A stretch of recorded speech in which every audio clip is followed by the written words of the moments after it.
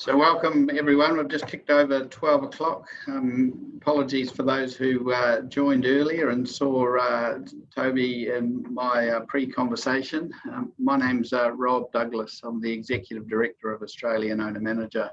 We're a boutique education and development company that works predominantly with private mid-sized businesses and the owners and leaders therein.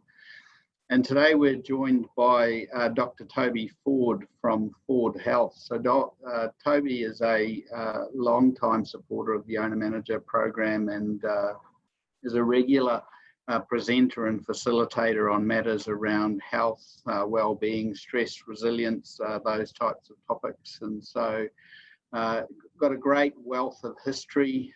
Ford Health has been going now for 20 odd years, and so we're delighted to have Toby on the line today, just to start to talk about some of the, well-being and resilience and other issues that are facing particularly business owners at this time as they care for not only their staff, but also their personal families and extended families, but also try and look after their businesses. And so Toby's going to talk through a number of strategies today that can help us. So over to you, Toby.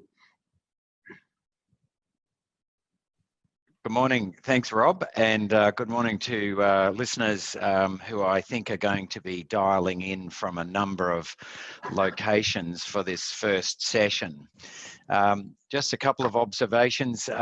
If you want to turn off your mute on your own speakers, sometimes that does make a difference. We've been learning over the last couple of weeks about what we would call webinar etiquette. If you'd like to ask some questions, I think Rob's got the capacity to take a typed question or two, which we can field at the end of the first 20 minutes, which will be a bit of a dump on what we're learning at the present moment about coping with the current circumstances. As Rob said, our business, Ford Health, we're a national business. We provide services to organisations around Australia. In the main, some of it is occupational health and safety advice, but most of our work is centred on productivity and performance. So the session that we're talking about today as a road test is feeding back to you on some of the knowledge that we're picking up from companies that we work with that are managing this crisis proactively. So you will no doubt be overwhelmed at times by the negative stuff coming down the turnpike, but I'm going to try and focus this next 20 minutes or so on some things that I think have been important for us to understand from our organisations that we're working with. One of the early ones that's come through in the last 2 weeks since the 16th of March is that if you're an owner, a leader, an executive or a supervisor in your business, your own personal health and well-being is going to become paramount to how you actually manage. Secondly, around 35% of the people that we've been talking to are entering or already into what we would call the crisis mode of this current situation of COVID-19. However, the good news is 65% of us are actually doing pretty well. We've got a little bit of crunch and crumble around the edge, but if you think of it as a society, this is still very good news.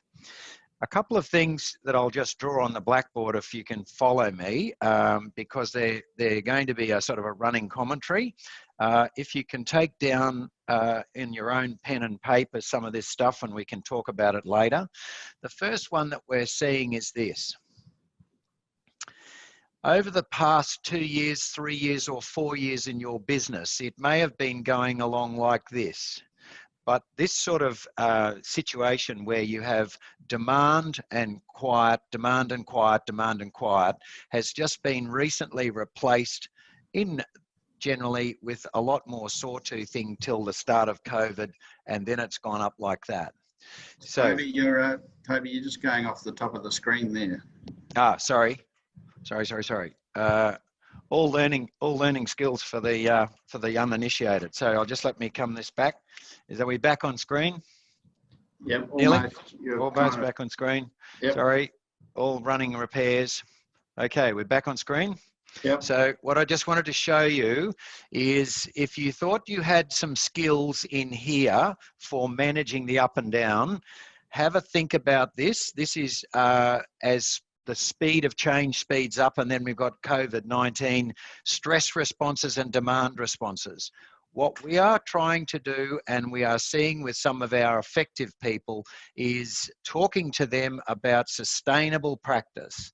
What do I need to do in the next 3 to 6 months to ensure that I have sustainable practice? So the good operators are thinking about that. The second one that I'll introduce is another graph. We still okay with the vision, Rob? Yep, all good. Yep. Okay, this is a second one. This is what we would call the happiness thermostat for you and I as individuals, as leaders. The thermostat is the line that goes up and down in yours and my mood. Yours and my mood can actually fluctuate on its own. However, let's put any form of crisis. Last week with OMP, we were talking to some people who had been in the drought who are agricultural leaders. I've spoken to manufacturers and I've spoken to lawyers and spoken to a whole broad range of people across the spectrum. Let's go with a crisis. The observation is this: most people go down into the negative land of a crisis and its impact.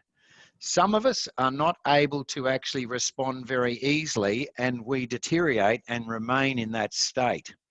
The 65% that I was talking about are coming around the corner in various speeds. So if you imagine that you're on one of these speed trajectories, then some of the people in the top 65 are almost back to just about operating with their mood and their state and their physical, medical, mental and spiritual health, when combined in a sense of being intact, are almost coming back to a line where they were when this started.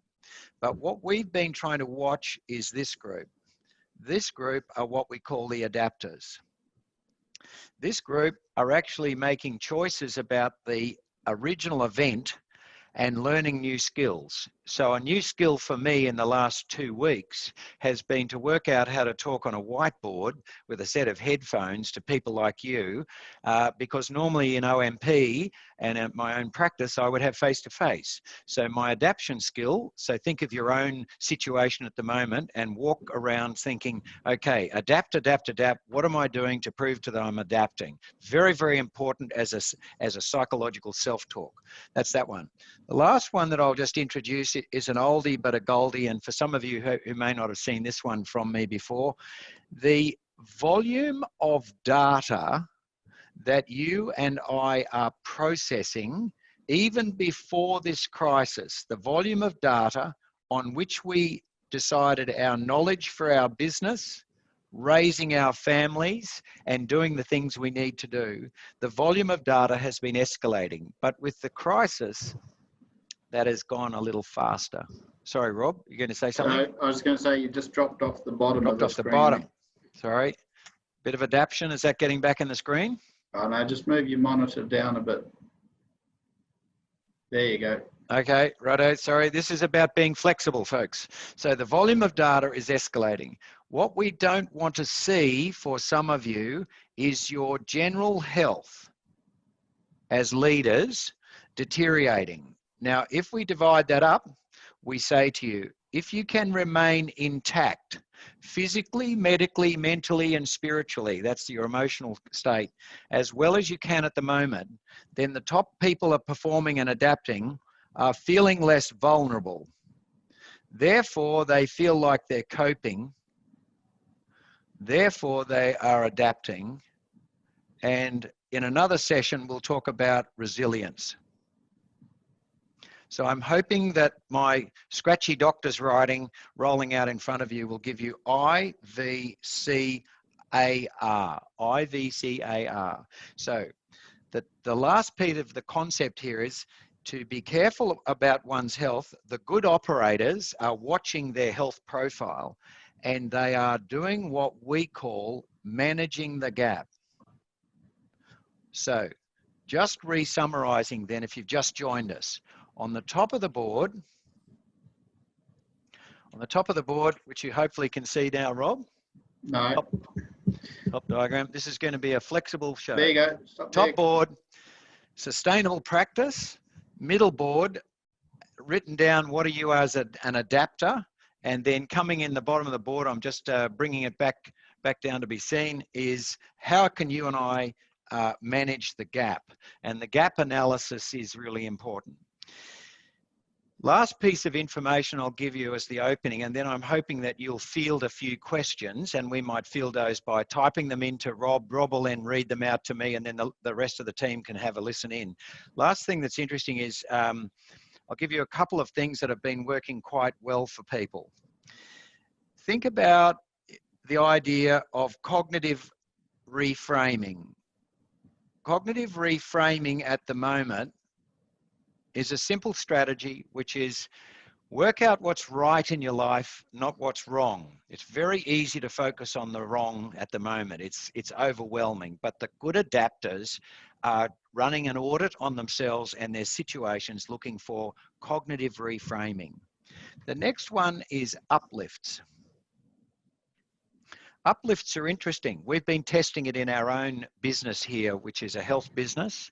My responsibility as a leader is to manually and mentally process 3 positive things that I can pump into the room as I arrive. Those 3 things might be, hi campers, how are we all today, rather than just not saying anything and appearing. When working from home on the telephones, we've got our dial-ins and so forth. What we're doing is always trying to make those 3 positive statements. You can use emojis on your systems of WhatsApp and so forth. You can actually express these things. The smell of cooking food, the noise of people playing in your house if you've got your children home, and maybe something kind that you can say to your colleagues and your spouse. That's uplifts. The next one is making small changes. What we know, for example, about cigarette smokers is that if you wanted them to stop cold turkey, it's very difficult sometimes for us to stop cold turkey. But you can encourage a smoker with a set of bad habits to choose maybe to not have a smoke first thing in the morning or last thing at night. That's a small things thing. Again, the adapters at the moment are looking for small changes, insignificant. And I think then the other thing that is being recalibrated by the adapters is familiar things. Familiar things is about seeing them in new ways. This whiteboard for me is a new tool. Therefore, I'm seeing a familiar thing in a new way. Rob is listening to the other end of the machinery and saying, get your screen up, get your screen down. So these are familiar things. Mightn't sound much, but the good copers are strategizing about little things and seeing them and changing them as we're going. And then the last one is elephant. I think if you've been watching the programs and things unfolding in front of you, we are all seeing this COVID as a big elephant. And so therefore, one of the things that the early adapters are doing, simple as it may be, is they're just breaking it down one mouthful at a time. So I would applaud any of you who would audit yourselves and say, gee, Toby, that's great. It sounds like I'm on the right path. So that's the opening statements. We'll just wait now if there are any questions that we might start fielding. Rob? So, Toby, there's a few initially from before. The first one is just how to recognise the signs of stress and anxiety in staff and family and kids and customers, those types of things. Okay. One of the things that's a good question as an opening offer. One of the things that's been important for you and I as individuals in the last 2 weeks is to start to become conscious, start to become a bit conscious about our own behaviour.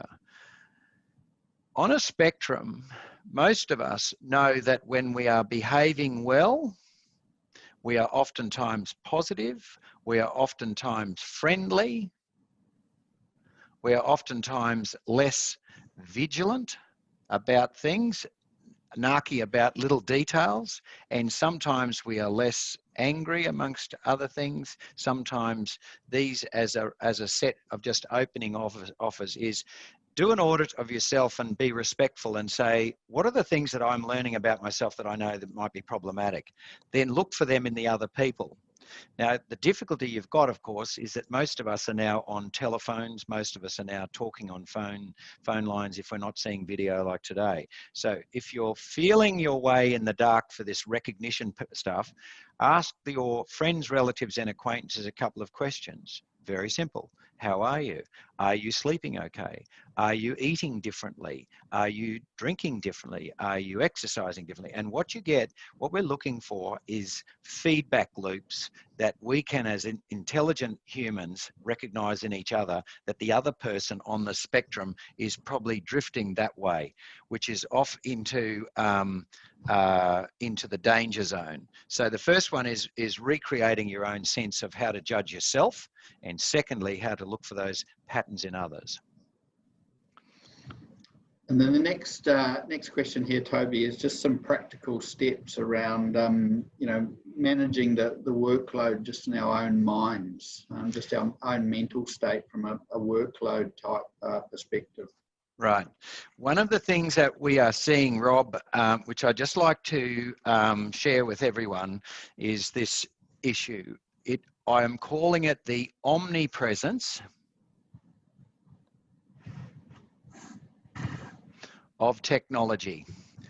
What we are seeing is that technology is able to reach you and I at home and vice versa.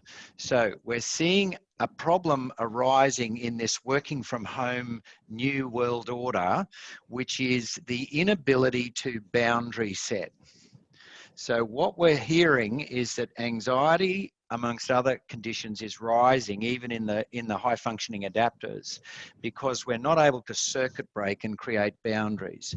So one of the first things I'd like you to think about is try to keep an audit of your working hours as a number relative to your working the week.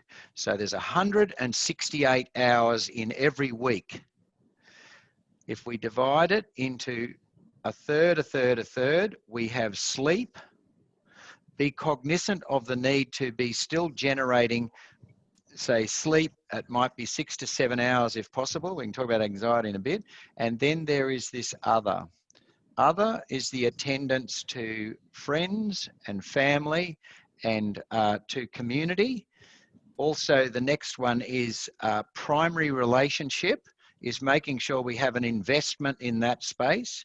And then there's also what we still require of each other is I time for myself. And then the last one is domestic load. What we're seeing and encouraging people to do is, if you are a worker bee who normally doesn't do a lot of domestic activity, it's time to step up to the plate.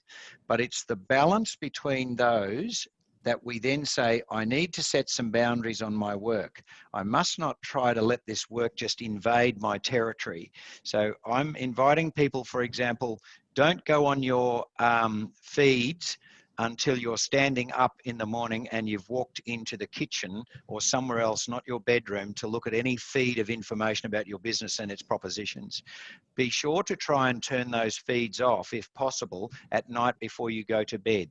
So therefore, there's a break there and there's a break here. And then the last one about this is it's restoring in the new world order at home. What are these important areas? The person with the balanced portfolio, if we go into another time, does much better. So leading on from that, Toby. Sorry, Rob, just I'll inject. Just as listeners, can you send a message to Rob, please, if you can type? How are we going at the moment? Because this is a learning experience for both parties. So just send back, Rob, this is crap, don't want to hear any more. Rob, this is okay. Rob, please continue. Just give some feedback to us, please. So Toby, the next question is around, people that are perhaps struggling with sleep, and what are some strategies to both help ourselves or potentially advise others in terms of helping them from a sleep perspective? Look, I think sleep is really important. We're finding feedback loops from some people that their sleep as the adult either in the office or the leader in the business or the adult at home is one issue. The other one is the managing of children. Perhaps today we can go on another session about some of those other spaces, but let's just sort of do an aerial flyover on sleep generally rather than down into too much detail. Sleep is pretty essential for all of us. If it's working well, we can function a lot better. So the first one I think that you can do as a quick check is empty out the bedroom.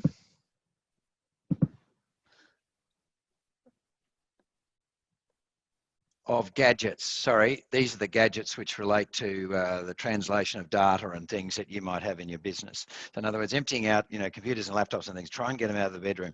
I know that that's a problem for some people because they just keep looking at the blue light. They just keep looking at things pinging in the night. Get rid of those distractions. I think the second thing is we've got to get people trying to relax. First one is breathing. In for 5 seconds, out for 5 seconds. Next one with sleep patterns is oftentimes visualizing a scene. Now, pick a nice scene, a positive scene or a good scene. My scene is actually a beach near our house, which has got a magnificent view, and I try to imagine that scene piece by piece by piece by piece by piece in all the intimate detail I can to focus on that, to distract my mind from unnecessary thinking about other things. I try to generally focus on that, and you have to practice this.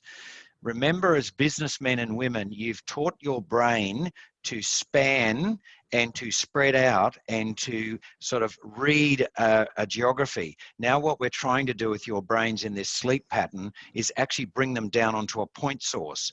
And point sourcing with an instrument called your brain that's been taught to go the other way, which is to spread out.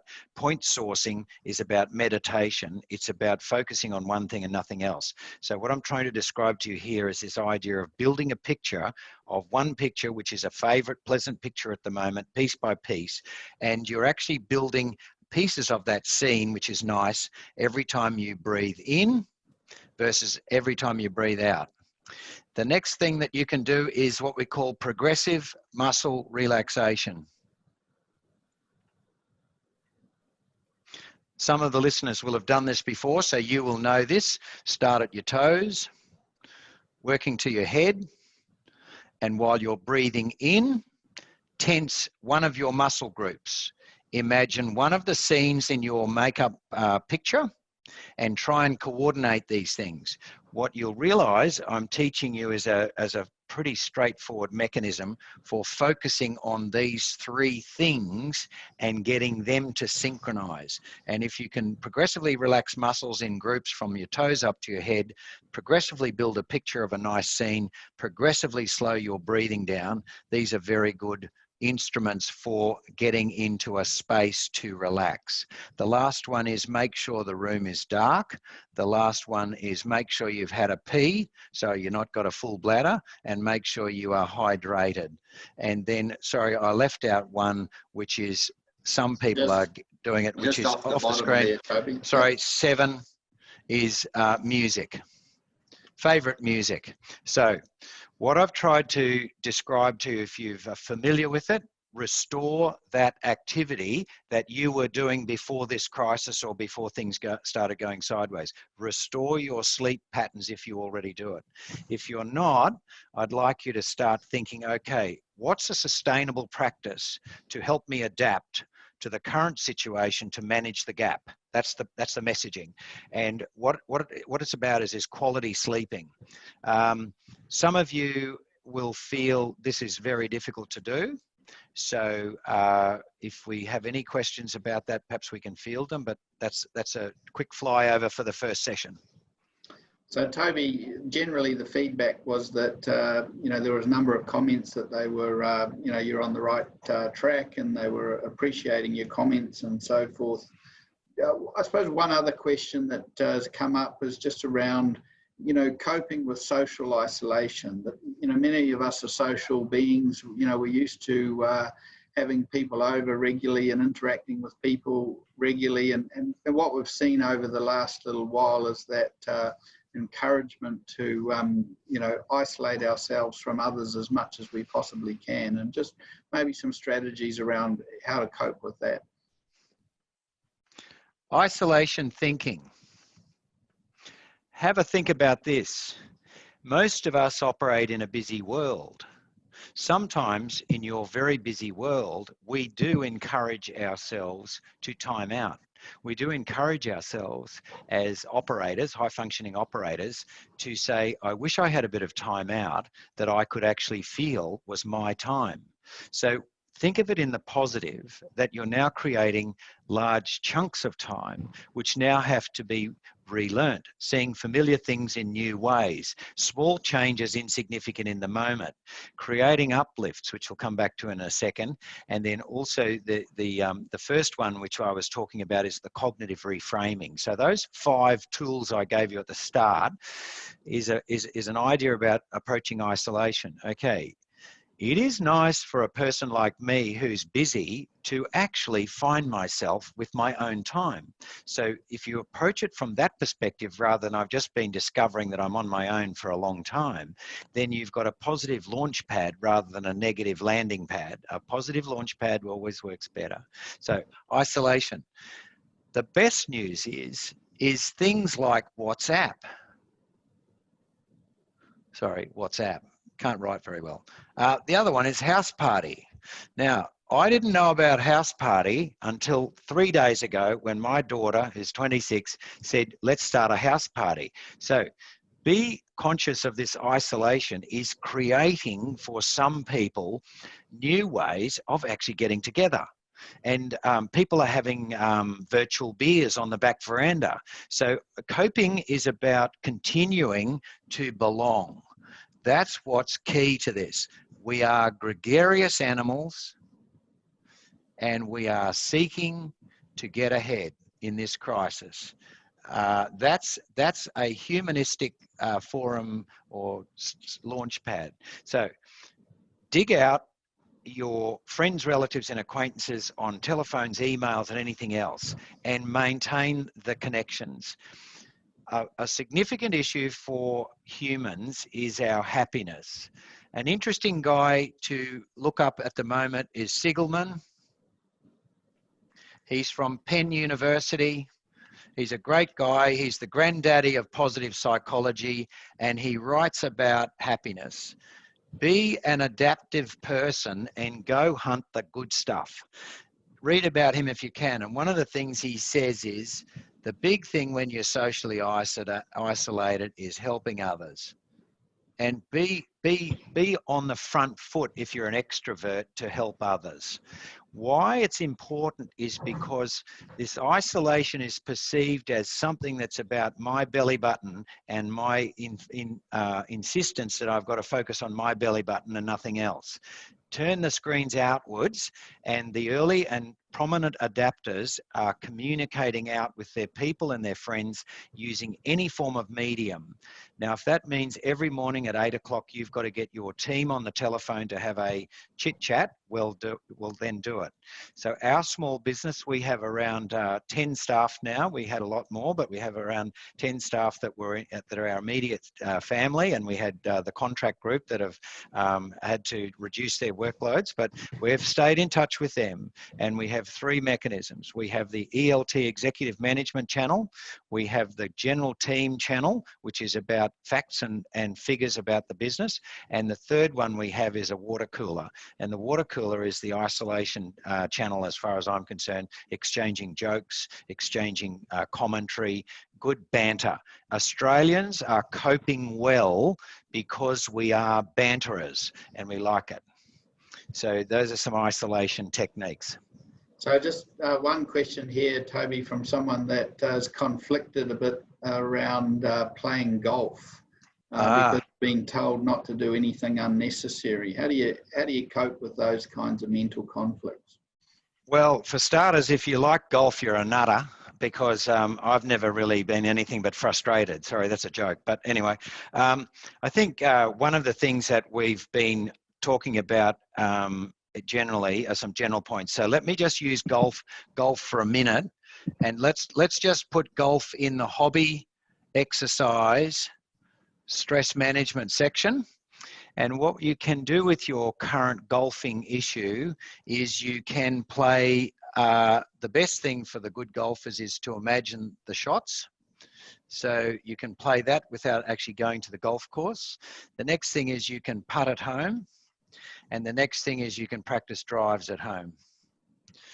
And you can do that on your back veranda. You just got to make sure you don't take a window out. But the idea, and don't hit them into the neighbour's yard probably, that might be another thing. But I think that the conflicting issue is not being able to necessarily get to the golf course, but it is a good activity because it's physical. You can do it in a small space and you can practice it in your head.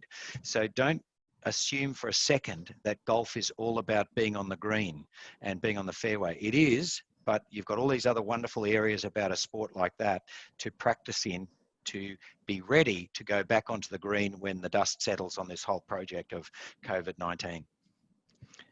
Thanks, Toby. So just one final question, and that's just if you could just run through the IVCAR again, and just a final little bit of clarity around that. Yeah. Before we finish. Yeah, so Rob, let's just do a bit of an overall summary. The first summary note that I would leave you all on a session like this is sustainable practice. Have a good think if you're in the 65% and you feel you're operating on the spectrum up there. Have a good think about this, because if we can get you onto these things, we can help these people who are around you who might be over in this section. Sustainable practice. The second one I was talking about after sustainable practice was that at the present moment, we have those of us who fashion ourselves as adapters, and then we have those of us to manage the gap, which is the gap between information technology and yours and my health down here, and information up there. Then we had a couple of 5 strings of tools to apply, but the one that the listener's looking for is this one. I am fascinated myself in the positive end of town about those who develop strategies to be physical, medical, that's maintaining your current, if you've got any illnesses, keeping up your cholesterol tablets, keeping up your gout tablets, or more importantly, some of those risks that you might have had that you know about, manage those medical ones. The mental one, and the emotional or spirit side, which is about action equals values. That's the algorithm for that. If you feel intact, you will feel less vulnerable. If you feel less vulnerable, you will cope and perceive that you are coping. Therefore, you are more resilient and adaptive. That's IVCR. Is that all right? You can see that? Yep, that's great, Toby. I've just got someone here who's raised their hand, so I'm just going to, cross over here to Ken, who had a question. So I'll just allow Ken to talk. Ken. Hello. Unmute, Ken. You've got a mute button on your screen, I think. That's all right. Maybe Ken raised his hand by mistake. Okay.